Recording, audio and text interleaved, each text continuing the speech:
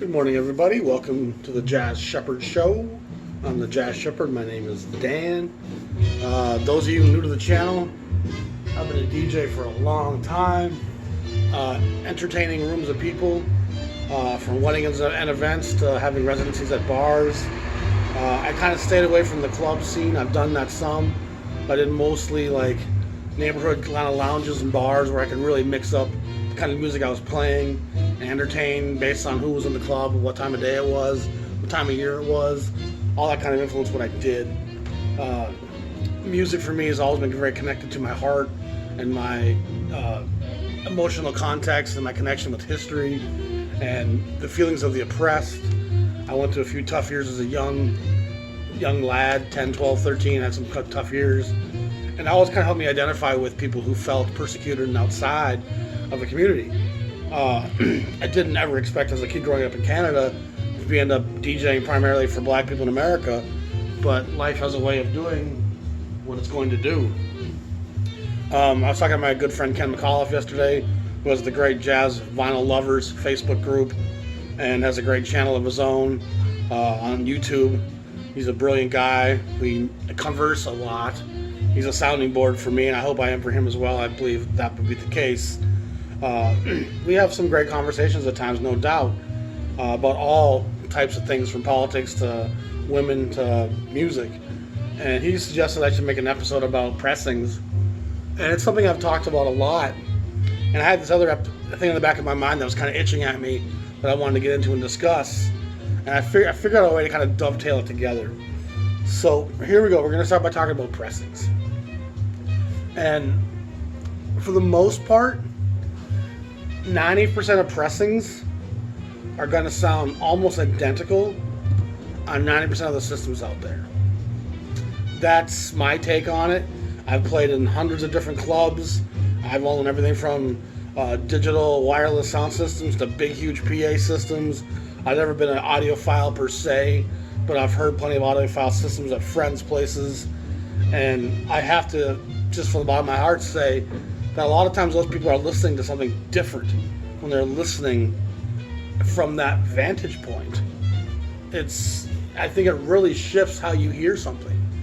I'm listening for the sonic relevance of the speakers and the dimensions of the sound, and instead of just feeling what the music and the story's telling you. I've compared it before to being in a Tom Sawyer book club, and you want to spend all the time talking about the book binding and the ink, and not even mention or bring up the story. Huck Finn, N-word Jim. There was good stuff happening in that story. And if we're going to miss the narrative and just talk about the ink and the paper and the binding, somehow I think we're missing a lot of the point. Are there better pressings than others? Of course. I don't find digital source stuff to be super diminished in quality at all. I don't think the argument that the European labels who are doing that stuff aren't paying the artist to be valid in any way. Because if you think that the Kenny Dorham family is getting paid for all the reissues coming out today on various labels that are official, most of those guys got paid $500 up front for a session. And that was it. Most of those guys didn't make royalties. Ray Charles shook things up by demanding he owned his stuff. That wasn't the case for most black jazz musicians. Their opportunities were so limited. The places they could record, the labels they could record for, were such diminished enterprises that it was very much ad hoc. Show up, here's a $500 check, $300 check. Thanks for the work today. We own this. It's ours. So if you think these guys are kicking back and getting royalties off of their music they recorded on American labels, you're delusional. So some European label that copyright has expired on releasing it from a digital format, it doesn't matter. No one's getting paid on that stuff. It's all just a money grab. It's all a lot of the record day stuff that comes out is ridiculous content. It's ridiculous content. And I'm going to say it, I don't care. I alienate people sometimes, but if you own 4 John Coltrane records and 2 of them are record store day releases, you don't have enough context to understand the value of that product. If you own 1 Bill Evans record and you bought the new Bill Evans record store day release, most of that stuff sat in vaults and shelves for a reason. alternate takes got shelved for a reason. Most sessions that get sidelined for a reason. Finances were sometimes the issue about small labels like Blue Note, but so much of the stuff that's being sourced and coming out with these big celebratory, oh my god, look, we're putting this out. It's poor quality recording often. It's not official parts of the canon. And I just find it odd how so many people celebrate this stuff without owning the canon. You know what I mean? That's kind of what I'm trying to say is that stuff's fine, and it's really trimmings for somebody who's a big fan of an artist. If you have Monk's whole body of work, that new Monk piece is of curiosity. You're like, oh, that's interesting. Let me fill that little gap in. But if you're missing most of his body of work, get that stuff first. Have the context of the story. It's a bit like if you're a huge fan of a TV show and you got their new updated outtakes and deleted scenes, but you've only seen really 4 episodes out of 67. How much value are those deleted scenes? What purpose do they serve? You don't have enough information. And so a lot of the record store day stuff is nonsense. It's fine, but it's overpriced. It's marketing run wild. It's stuff that has no ownership, so they can put it out and make decent money on it, if not rob people. I find a lot of it is not worth owning. Especially if you don't have all of Grant Green's body of work. Why are we so desperate to have some live session? There's plenty of Grant Green live sessions out there officially. And a lot of those original pressings of Grant Green alive and that kind of stuff are more affordable than these new expensive reissues. It's a little bit strange. But record store day stuff can be fun. You know, and I think it serves more of a purpose, honestly, in rock and roll. If you're a huge fan of a band, you have all 6 of their albums, some little live EP on a 10-inch, that's fun. But if you're a novice at Monk, you have 2 of his records and you got some new live, you don't know what that's about. And you should be worried about getting his Riverside stuff, getting his Prestige stuff with Sonny Rollins, getting his early Blue Note stuff where he's really already shaken the context of this music and disseminating it. Get that background, get the knowledge of who he was and what he did before some live session is so demanding. And again, it's the power of the marketing of the industry today. And the collectors who are out there on the YouTube community, vinyl community, saying, oh, this is the and the hype gets so built up that everyone thinks these are some kind of Mount Rushmore type pieces, and for the most part it's not. And some of it's good. And the Tone Poet stuff that's releasing old Blue Note stuff, that stuff's outstanding. And I like Tone Poet for a number of reasons. The packaging is delightful, and the sessions are shelved, often already with later issues in America in the 80s or in Japan in the 70s. They often got inferior album covers. They were never really part of the sequence or felt part of it. And Tone Poet's doing a great job at an affordable price putting that stuff out there, and it sounds great, but I don't think it sounds a whole lot different than a Japanese pressing of the same stuff. Again, 90% of the sound systems out there, from my perspective, are going to play 90% of the pressings the same. Are there some cases? Status, which is a Prestige reissue, often use recycled vinyl. Some of those are a little crackly. I've heard some Verve stuff that's a little bit iffy in its sound quality, believe it or not, even with their bigger budget.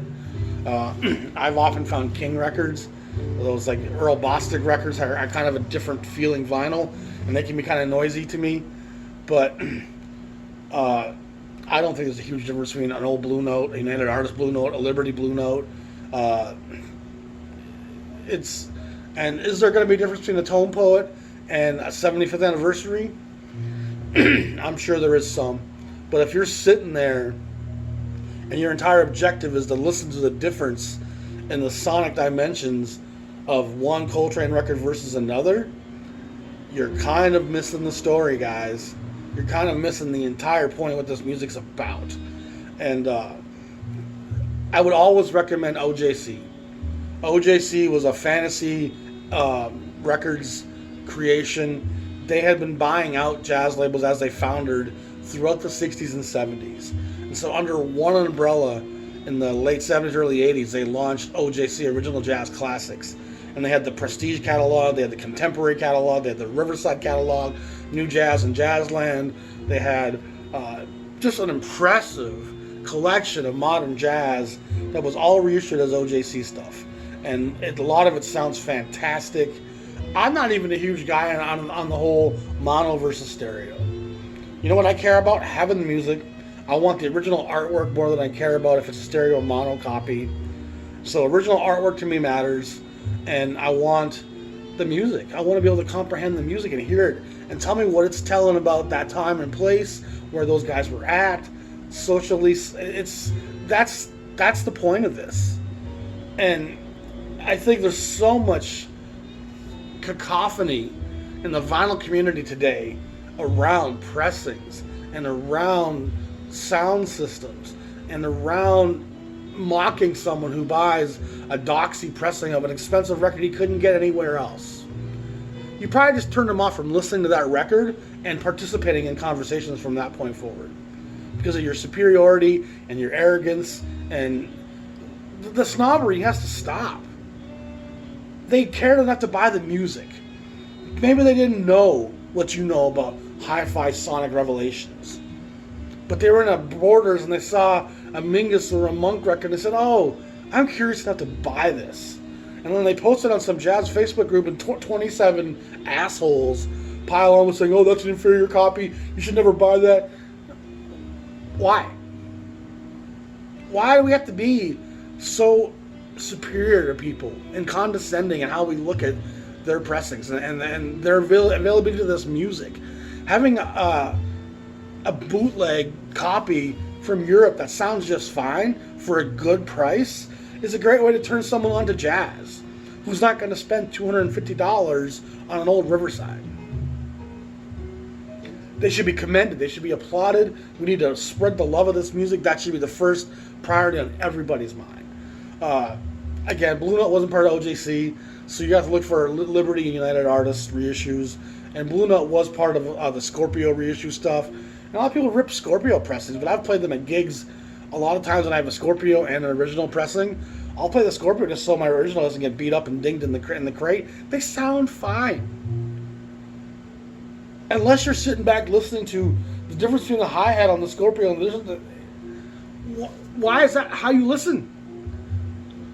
I don't get it. Just be quiet and tell me what it's making you feel. And I've said that enough times.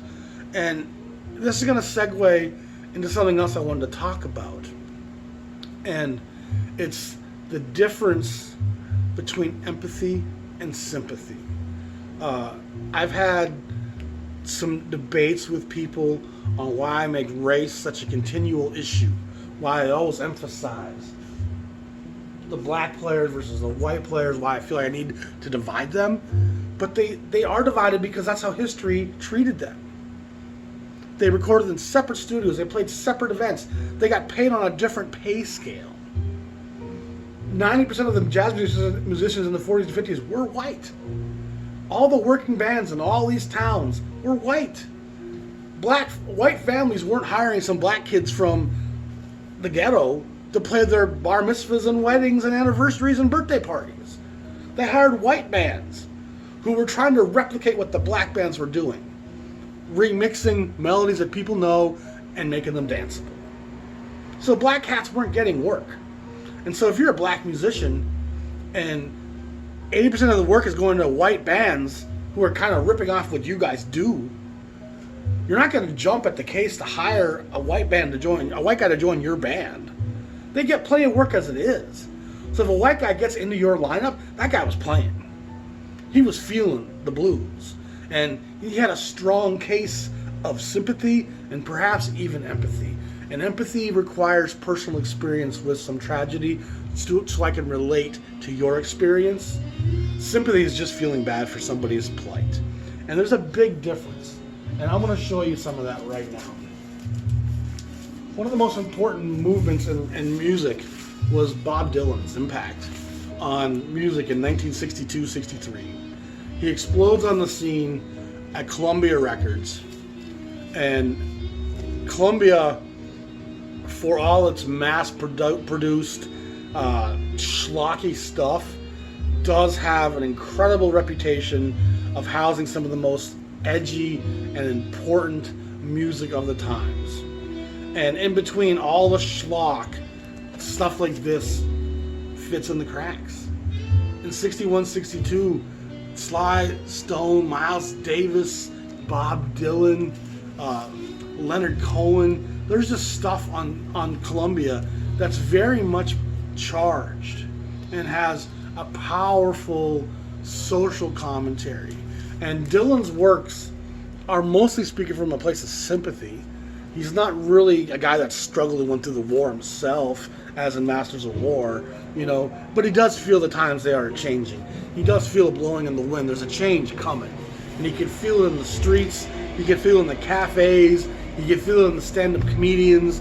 There's just something happening here. What it is ain't exactly clear.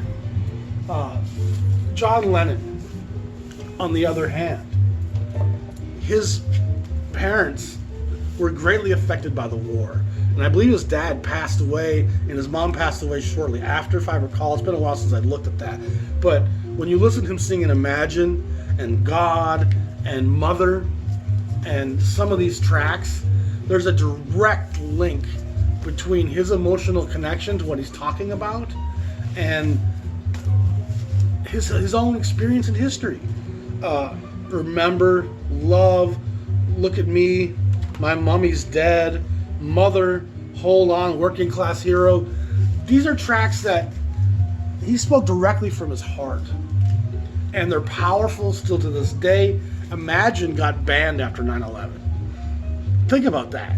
A song with that strong social context of love, understanding, community was banned after 9/11. That's shocking. Rage Against the Machine was banned after 9/11. A lot of stuff you couldn't play on the radio anymore. It tells you a lot about who's governing things. Roger Waters, a lot of his most important works are very much a strong indicator of his upbringing. He was so immersed in the war culture in the post-war years in the United Kingdom and so haunted by the legacy of that devastating event that all of his music bears the marks and the scars of that conflict. And when he's talking about the wall and imperialism and the rise of dictators and empires and how greed shapes mankind and how we're all dogs, pigs, and sheep, it's all a reflection of his own personal experience. That's powerful stuff. And I think we need to look at rock and roll a little bit to understand jazz. Jazz doesn't have the words, so a lot of times we just think it's music. And that couldn't be further from the truth. And when we look, even at heavy metal, when Metallica is singing songs about war, when they're singing songs about mental health, Welcome Home Sanitarium, the Master Pup Battery, when they're singing songs about one, darkness, imprisoning me, all that I see, absolute horror, it's not something they can speak on personally. It's not empathy, it's sympathy for those events, those cases, those stories, and they still have a power, but it's not the same as when you've experienced those things yourself. Iron Maiden, Aces High, they weren't World War II pilots in any way, but they certainly remember the legacy. Run to the Hills, it had a powerful message about the Native American experience in America. Not one they were personally connected with in any way, so it's sympathy driving that narrative, and so they're not going to be bleeding from their soul when they sing it, but they're still going to feel it on some level. A band like Slayer sings a lot about gang war, death and drug addiction, the great military conspiracies and wars. Slayer covers a lot of that stuff, but a lot of it comes from sympathy and not empathy, not personal experience. Jazz, on the other hand, is part of a long lineage of the black experience expressing itself. And I want to challenge people right now, and in the comments, please give me your thoughts on this. I want you to imagine that your sister has been raped recently. Your brother's unlawfully incarcerated. Your father was shot dead in the streets. On top of that, you're hungry and your heat got cut off. Just think about that kind of tragedy, stressors. Just imagine that this is the life you're living. Now I want you to extrapolate that experience and place it across not decades, not generations, but centuries. Centuries of tyranny, centuries of tragedy, centuries of chaos, pain, anger, disillusion. In that context, jazz is this art form that speaks in a codified message. And if this was your experience, your sister raped, you're hungry, your brother's in jail, your dad got shot down the street, even as a white person, just try to imagine a lifetime of this type of stuff. Your power's off, you got no heat, no lights.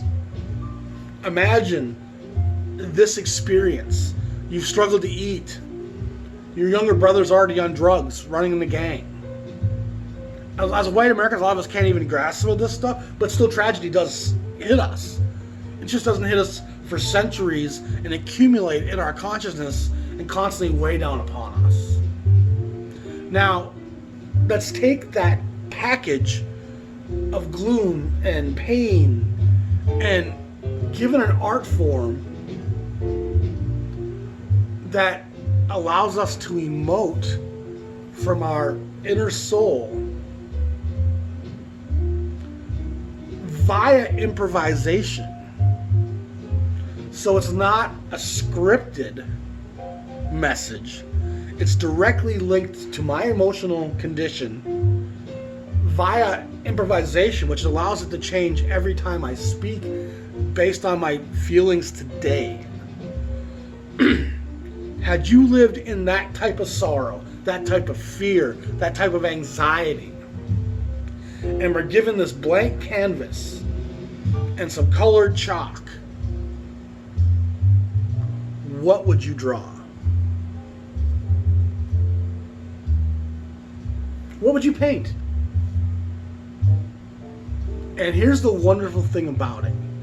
Jazz being a coded message meant they had the freedom to be honest and say things they didn't have to worry about what is my oppressor going to say about me saying these things, because I'm saying it in a coded, wordless production. Now, anybody who could honestly tell me that if they had lived through a lifetime of sorrow, let alone 400 years of it, and they were given this art form where they could speak, improvising, and emoting into a coded message in art form, that there wouldn't be moments of reflection, anger, anxiety, venting. On a bad day, you wouldn't be like, fuck this shit. I don't know who you are. I don't know how you could imagine going through a consistent life cycle of tension and be given this coded message where no one even can tell you, you have to stop saying that. And imagine for 1 second that they're not saying those things. That's where empathy comes in. If we can for a second try to grasp where someone is coming from, look at their experience, their collective experience, their environment. I've talked about this many times. Their environment that they're born into, their experience within their environment, and then how their personality handles that experience within that environment. That's how you know what a jazz player is telling you. And some guys are venting more about social issues than others, of course, because their personality is more charged, more angry. Their disposition is a little bit less pleasant and accommodating. There's no question some jazz guys are full of forgiveness, moving forward, finding a path through. There's also no question that there's a lot of jazz guys who are very militant and upset with the status quo. And so if you in your honest right mind can tell me you could live through a lifetime of tyranny, oppression, fear, and anger, and then be given an art form where no one really knows what you're saying, that you wouldn't say how you really felt then, you're lying to yourself. You're lying to yourself. And then if we need further evidence to understand what a jazz musician is telling us, all we got to do is march backwards. You can start with guys like J. Cole today and Kendrick Lamar. They're telling us a message that rings out from the black community. And it's very much in harmony with what Eric B. and Rakim. Rakim was a great lyricist who had some powerful things to say.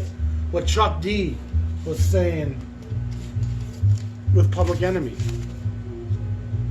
Public Enemy was one of the most important groups in the hip-hop era. Cool G Rap and DJ Polo. These guys were talking. Gang Starr, Guru and Premier were talking about the streets. KRS-One, Knowledge, the police, the system, Free Mumia. It's Tribe Called Quest was the next generation. Diggable Planets was synonymous with Tribe. De La Soul is a bit of a softer edge. Brand Nubian, another group that reflects Public Enemy. What a great record that is. It's sonically challenging. It's avant-garde hip-hop in a lot of ways. It's the music's very dense, heavily sampled. It kind of just washes over you in a wave of cacophony, much like a lot of avant-garde does. Criminal Minded. This is the same message as what jazz cats are telling, what black music tells us. The great Melly Mel and Grandmaster Flash, The Message. If you want to know what jazz is talking about, listen to The Message. It's simple as that. Nas, when he made this record with the whip marks on his back and called it nigger, it's not because he's celebrating being one, it's because he's tired of being conceived as one. More Public Enemy, Fear of a Black Planet. The message of hip-hop is not invented in hip-hop. And you can see it in the works in the 70s of Curtis Mayfield, Edwin Starr, War, Good God, Pusher Man, Wild Child Running Wild, Freddie's Dead. Talking about the drugs. For God's sake, give more power to the people. It's the same message. Across 110th Street, Bobby Womack talks about how desperate Harlem is, how easy it is to become a prostitute, a drug addict, a drug dealer. Sly Stone talking about there's a riot going on. Because there's riots in the streets. Ohio Players talking about I want to be free. Earth, Wind & Fire makes some really important records in the early 70s talking about a lot of social consciousness. Gil Scott-Heron talking about the revolution will be televised. More Curtis Mayfield talking about Back to the World. There's some powerful tracks on this. War, The World is a Ghetto.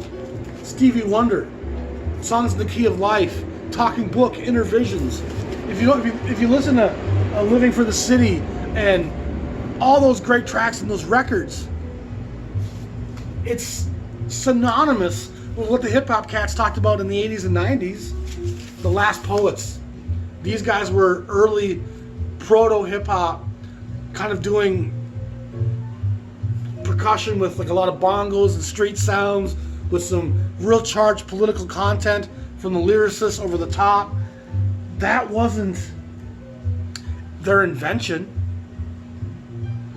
You know what I mean? They didn't invent that stuff. It's simply the message of Martin Luther King, the message of the jazz movement, being put into words after civil rights. Backstabbers. He's not just talking about women there. He's talking about generations of broken promises. Brother, brother, brother. What do you think he's talking about? The impressions. People get ready There's a train a-coming to take us to glory, so we can cross the River Jordan into a better place. These are oppressed people looking for redemption, looking for salvation. It's biblical in its context. One of the greatest records of all time, of course, Marvin Gaye's What's Going On. Mercy, Mercy Me, The Ecology, the title track, Inner City Blues. Every track on this record is gut-wrenching, honest, soulful expression that's not far from what Coltrane was saying in Naima or Alabama.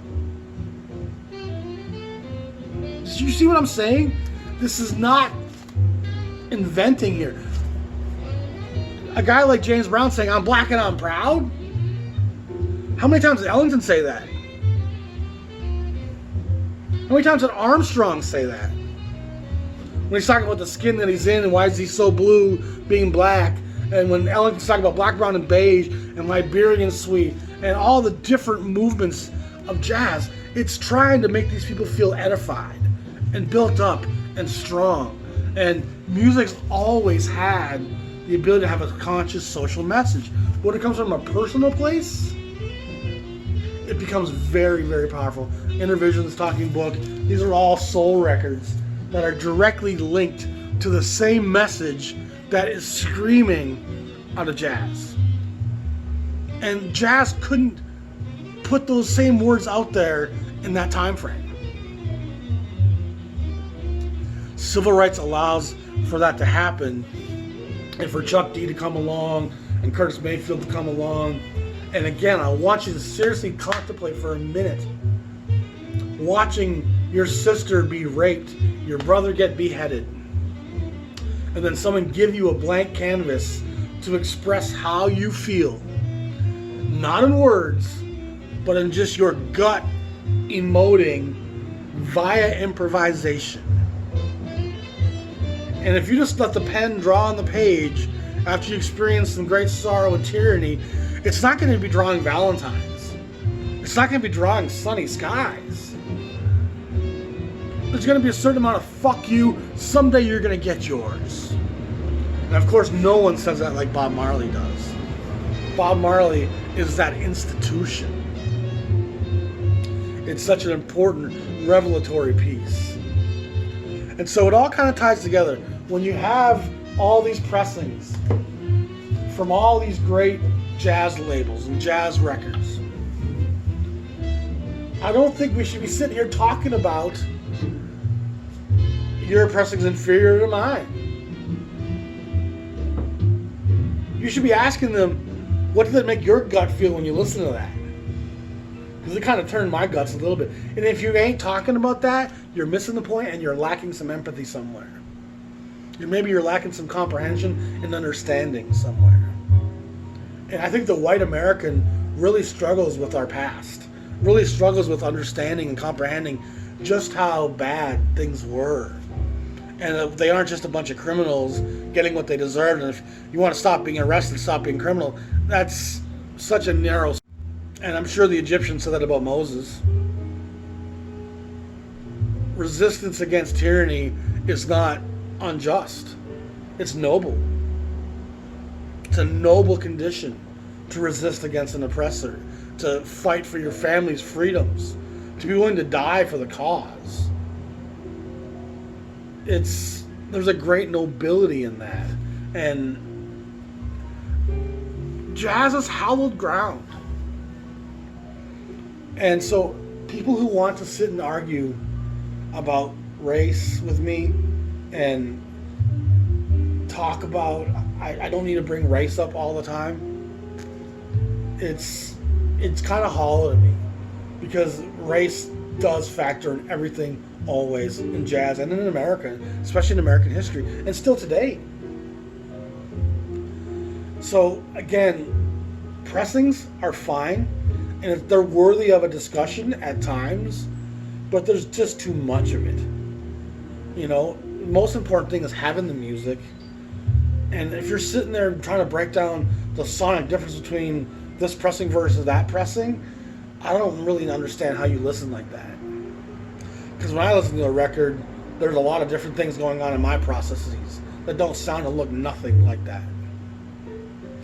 And so I just encourage people to set aside some of that vinyl community nonsense. Stop being so absorbed by the Music Matters this and $80 reissues and, oh, it's record store day, I need to get some rare club recording that sounds like shit at Charlie Parker. Worry about getting the canon. Worry about getting the body of work that came out at the time. That's the true representation of where these artists were. And these little things that come out, they're nice little gap fillers, but they're not meant to be the main course. It's an appetizer, an aperitif, it's a small little sliver. And they get so overinflated, of course, by the people who want to sell them, which that's their marketing. That's how they got to go about it. But we need to stop being fooled and manipulated by that. And just honestly allow the art to speak to us. And to do that, you have to ask yourself, what was this guy's condition? What was his environment? What was he going through? And when you factor in generations and centuries of absolute tyranny and oppression and inequality, if you don't think that's coming out in their codified, improvised emoting, someone's very much deceived you. And I've given you so much proof. It's not like the soul singers came along and invented those ideas. It's not like KRS-One and Chuck D said, oh, I'm tired of being treated like a lesser. Ellington and Armstrong were saying the same things 60 years before that. Jazz was always speaking on that condition. And a black man can be singing about his broken heart. His girlfriend might have left him or found somebody else. His drug addiction might have run its course. He might have an alcohol problem. Your child could be... There's a lot of things that could be on your mind today. But it doesn't mean on the back of his mind, in the back of his condition, the back of his sorrow, that he's somehow not going to always be referencing that source of pain. And if I watch my brother die in front of me, or my sister raped, my dad lynched, my stranger down the block lynched, if you don't think that would leave a... And here's the thing. If your sister gets raped today, society will cry with you.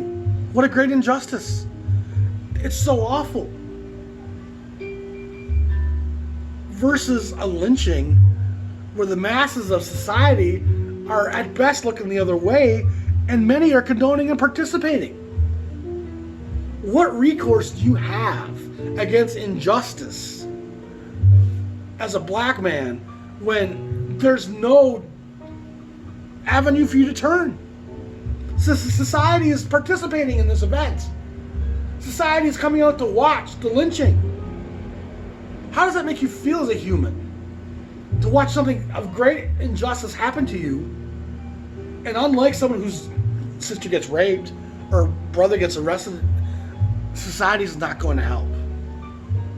Society is condemning you for being black day after day. So again, how does that not come out in your art? Especially an art form that's coded. If they had said a lot of those things out loud, they probably would have been shot or incarcerated, removed from the record label. They couldn't say those things. But through the coded emoting and improvisation of jazz, you better believe they're often talking about it. They're often talking about it. So again, enjoy your pressings. Get what's available to you that you can afford. And don't sit there listening to how clear is the rhythm. Sit there and listen to, wow, that guy horn player seems like he's got something on his mind today. What could he be feeling? And if you really want to get to know it better, have an idea what he's feeling, check out where he was born. Did he live through the Depression? Did he serve in the army during the war? Did he have a drug problem? Did his dad beat him? Did his dad die when he was young? Did his mom leave him? Orphanage? Look at that information and allow that to color the brush of your ear strokes. Hear their sorrow, hear their pain, hear their experience and also hear how this music is helping them to overcome and find joy and find peace in spite of that condition. That's the magic of jazz. That's the magic of art, is it helps us soothe and calm those frayed endings. That's magical. That's powerful. So there's lots of great pressings out there. Is it okay to debate the stuff sometimes? Yeah, of course it is. But there's just a sea of that stuff talking about it constantly. And I get a lot of people questioning how much race is really a factor in this music. And again, if you're a white cat, you're getting paid on a different pay scale. You have so many more venues and events that you can play at.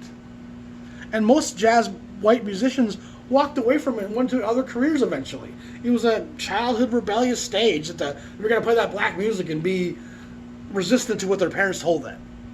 So I'm going to play trombone. I like this black music. It's great. And by the time they were 30, they were lawyers, doctors, dentists, carpenters, constructions, cops, whatever. Only a small select portion of the white jazz musicians stay jazz musicians their whole life. The ones who stayed as musicians ended up in the Hollywood film studios, the big bands on television, the Vegas cocktail lounges, working, and there's so many avenues for the white musician to move into and to move away from jazz. But for the black musician, most of that wasn't available. So jazz is what they did for a living and for a lifestyle.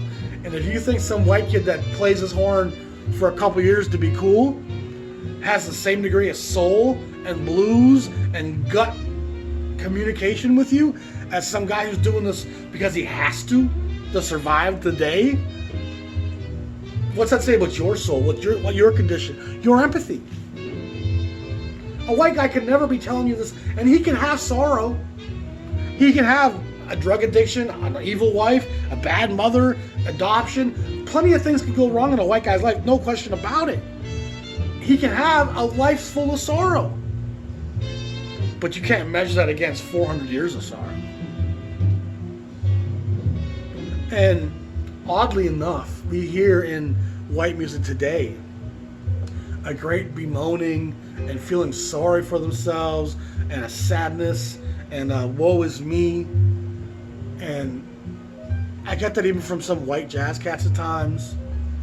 You know, as much as I love Chet Baker, at times he sounds like a bratty white kid that can't get his fix. And I like Chet Baker a lot.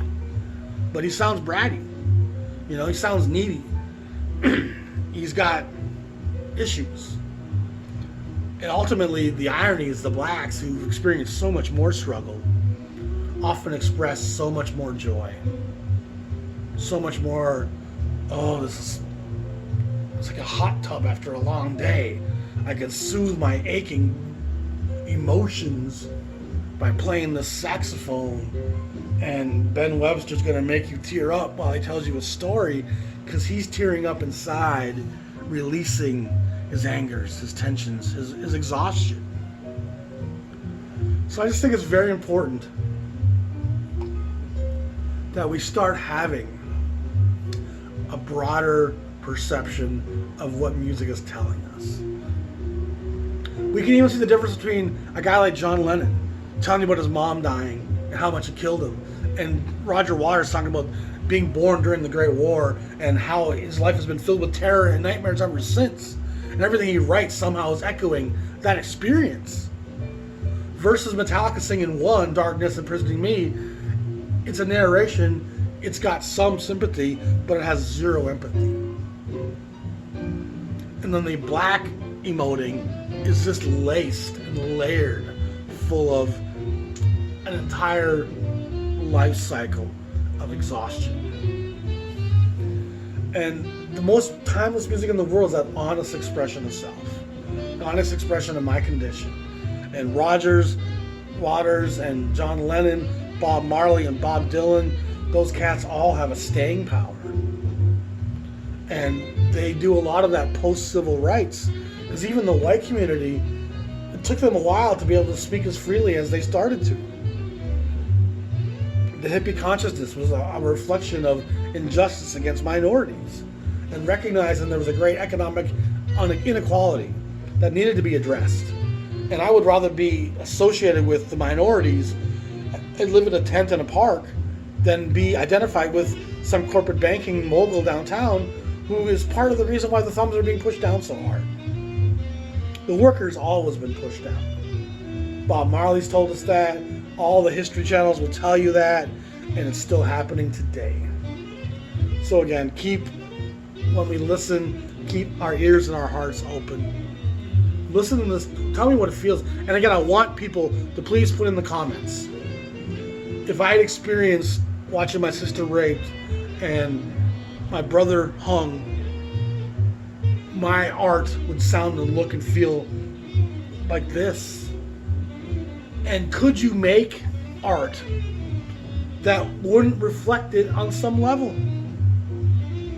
I don't think there's a person out there that, having watched that type of injustice personally happen to them, that given the opportunity wouldn't vent it through art somehow. And so for those of you who think that jazz cats are just playing music and trying to show you how talented they are, I challenge you to look in your heart and ask yourself, in the face of that kind of condition, what would I be saying? If I felt challenged like that and I had a chance to express it, and no one's even going to realize what I'm saying. Martin Luther King, his message rings out, but he got shot for it, for speaking it into words. When Coltrane speaks into his horn, it takes an empathetic ear to decipher what he's saying. And it can be done if you want to interpret the art.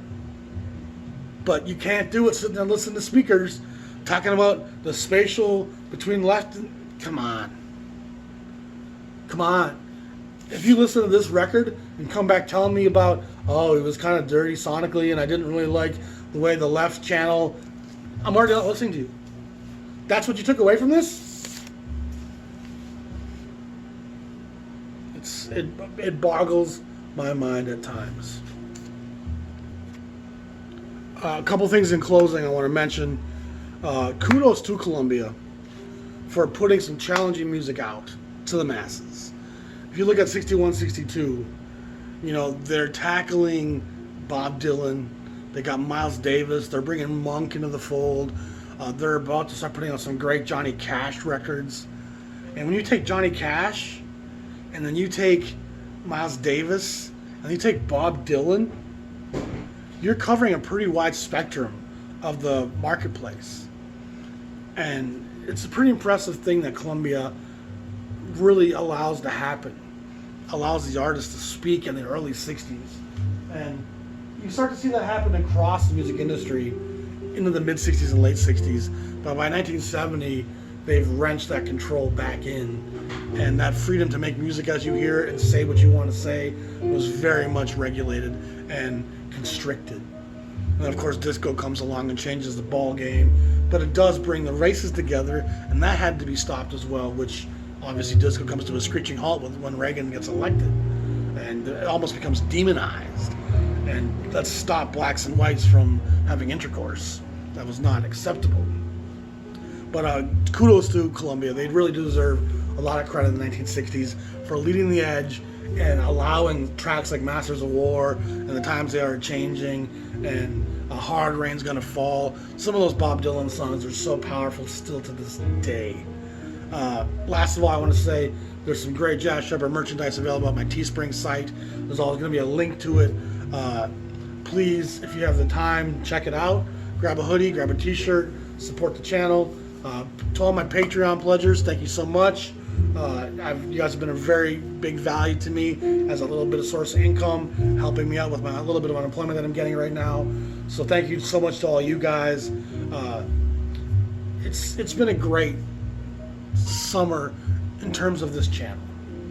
Viewership's dropped down since the lockdowns have ended. We're down to almost about half of where we were in April and May, but that was to be expected, I think. And so I'm still kind of trying to find my way in terms of how many episodes a week, what should I do for Patreon content. The new Jazz Journal Volume 3 is almost done. It's kind of be scaled back a little bit, but I think I'm going to add some stuff to it as the month goes along. So Patreon, watch for that. It's coming soon. Again, check out the t-shirts, the merchandise. My friend Sven Van Hooydonk did a great job designing that stuff. I'm also going to have a t-shirt coming soon for the Facebook group, the Jazz Vinyl Club, which is a great group of a couple thousand jazz fans from around the world. Very knowledgeable. If you ain't in the JVC yet, join it. It's a great group. You'll learn a lot. There's a lot of very knowledgeable people that can help guide you. A lot of my great friends come from that group as well. So cheers to everybody. Again, pressings, unless you own a $10,000 system, the difference is going to be negligible. It really is. And don't let someone trip you up because you got some budget label. Doesn't matter. Have the music. I don't care how you get Tom Sawyer. Read the book. You know, imagine some religious scholars scoffing at the version of the Bible you owned.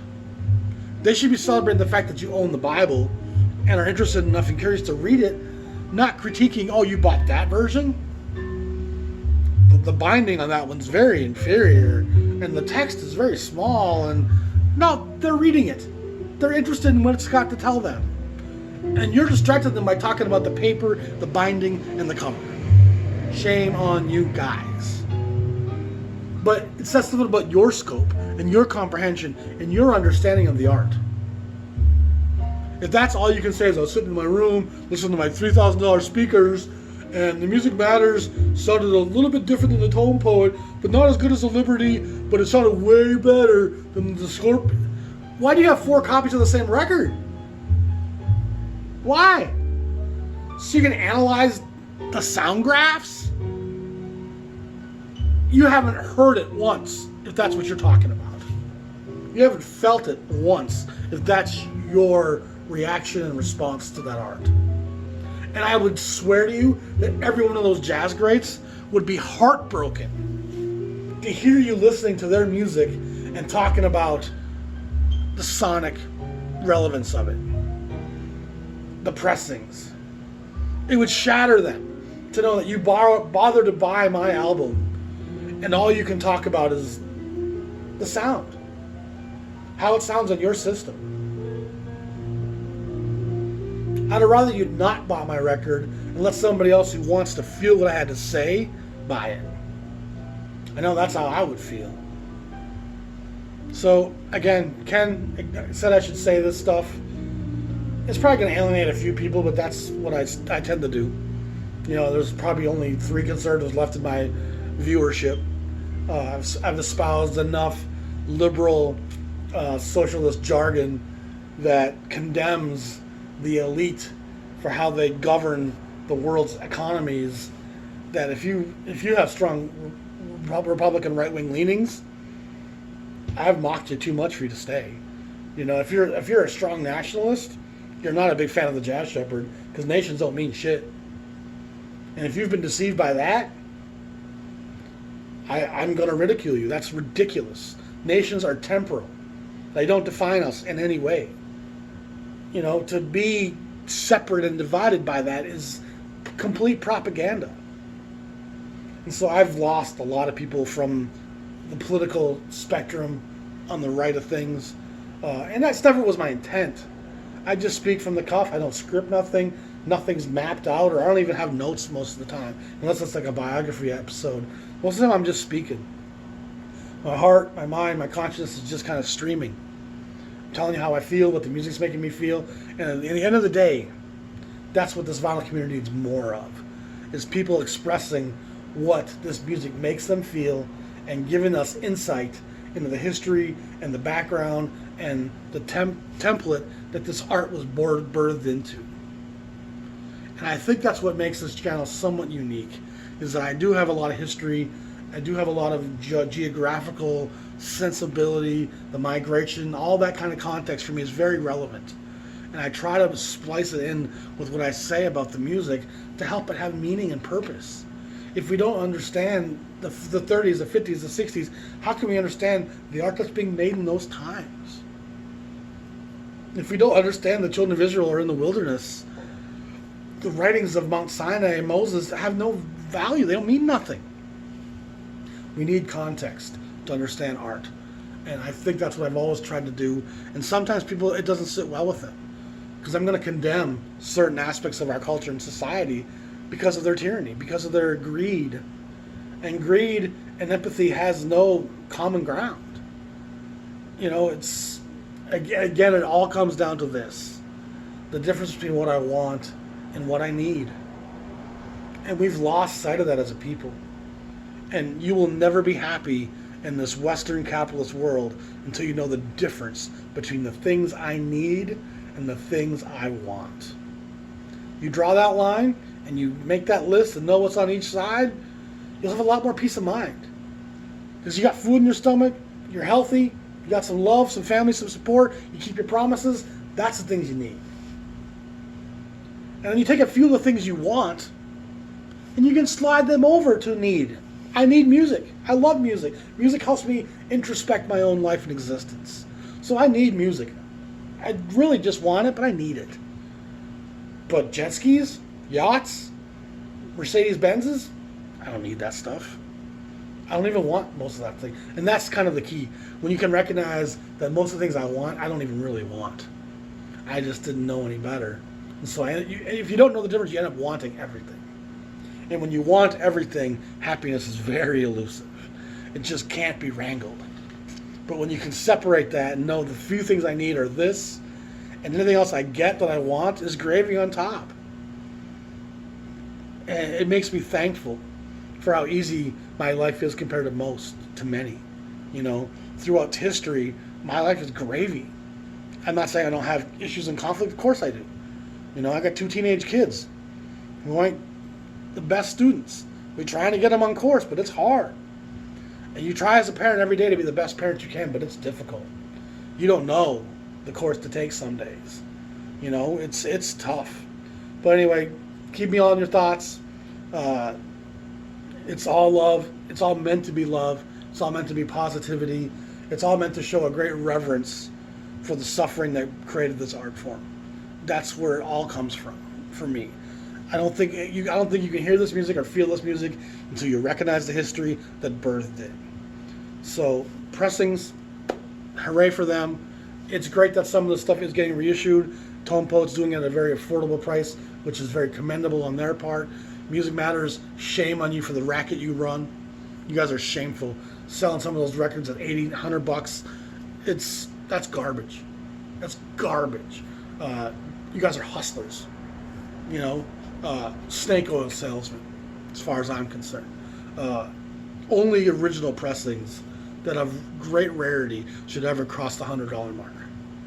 And the fact that some of these things are being reissued and the man puts them up over $100 right off the bat, you're not putting enough out there, apparently, or everyone's just a bunch of greedy, selfish assholes. I don't get it. Anyway, Riverside, 1961. I have it pulled. Their volume of work in 1961 is incredible. It's literally about 60 records between Jazzland and Riverside. It's a pretty incredible run. I'm about to break it down into probably 2 parts for Riverside 1961. That's going to come probably Sunday, part 1 on that. And I'll probably do a 2x2 tomorrow and put that out there so people can see that over the weekend. Y'all be safe. Peace.